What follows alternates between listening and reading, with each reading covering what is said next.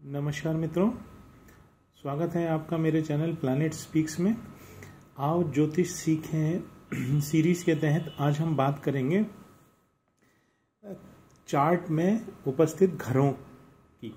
इन घरों से क्या क्या चीज़ें देखी जाती हैं।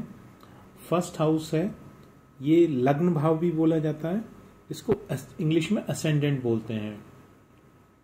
इस स्थान से व्यक्ति के शरीर की स्थिति देखी जाती है, शरीर कैसा है वो देखा जाता है, वात पित्त कफ की प्रकृति देखी जाती है, त्वचा का रंग देखा जाता है, यश अपयश देखा जाता है, पूर्वज देखे जाते हैं, सुख दुख देखा जाता है, आत्मविश्वास देखा जाता है, अहंकार देखा जाता है, उसकी मानसिकता कैसी है ये देखी जाती है।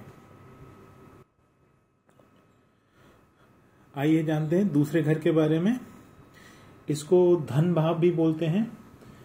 इस भाव से व्यक्ति की आर्थिक स्थिति देखी जाती है, परिवार का सुख देखा जाता है, घर की स्थिति देखी जाती है, राइट आई दाईं आंख देखी जाती है, उसकी वाणी देखी जाती है, जीभ देखी जाती है, खाना पीना, प्रारंभिक शिक्षा, संपत्ति आदि के बारे में इस घर से देखा जाता है मित्रों। आइए बात करते हैं थर्ड हाउस के बारे में। थर्ड हाउस, इसे पराक्रम भाव भी बोला जाता है। इससे व्यक्ति का बल देखा जाता है, छोटे भाई बहन देखे जाते हैं, नौकर चाकर देखे जाते हैं, उसका धैर्य देखा जाता है, फेफड़े देखे जाते हैं, कानों को भी इस स्थान से हम लोग देखते हैं, कंधे हाथ आदि का भी विचार इसी तीसरे घर से किया जाता है मित्रों। आइए जानते हैं चतुर्थ भाव के बारे में। इस भाव से इसे मातृ स्थान भी कहा जाता है।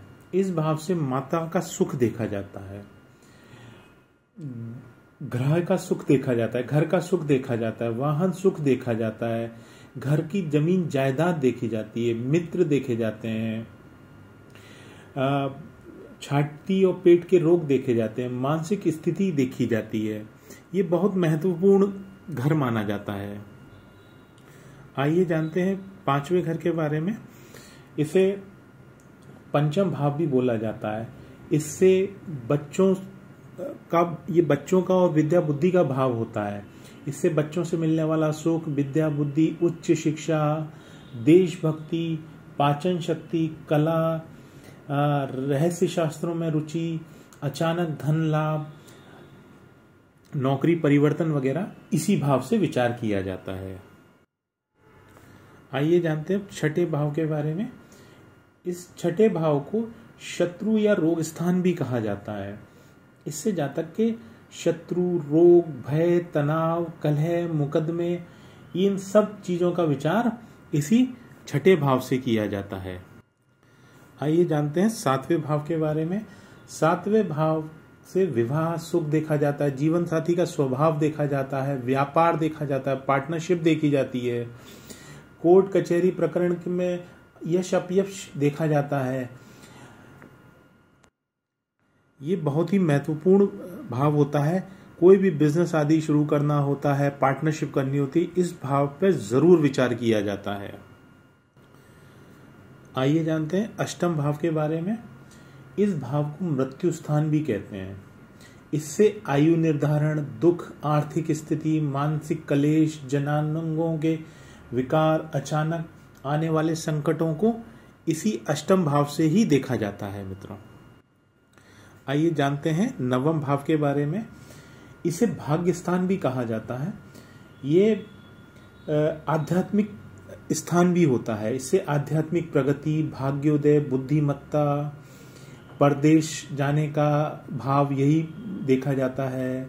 परदेश गमन हुआ और तीर्थ स्थान हुआ, इसी भाव से विचार किया जाता है।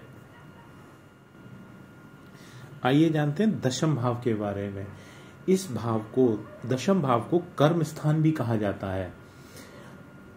इससे आपकी पद प्रतिष्ठा, आपका सीनियर, सामाजिक सम्मान देखा जाता है, आपकी कार्य की क्षमता देखी जाती है, पिता का सुख देखा जाता है, नौकरी व्यवसाय देखा जाता है, शासन से क्या लाभ मिलेगा ये देखा जाता है, आपके घुटनों का भी इससे संबंध होता है। घुटनों में दर्द वगैरह होता है वो भी इससे देखा जाता है। आइए जानते हैं 11वें भाव के बारे में। इसे लाभ स्थान भी कहा जाता है।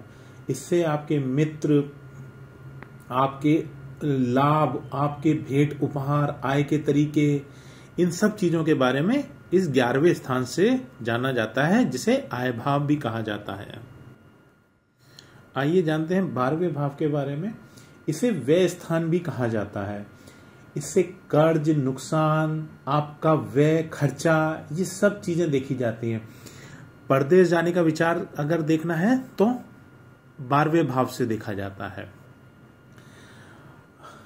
तो इसे 11वें स्थान को लाभ भाव कहा जाता है और 12वें स्थान को व्यय स्थान कहा जाता है।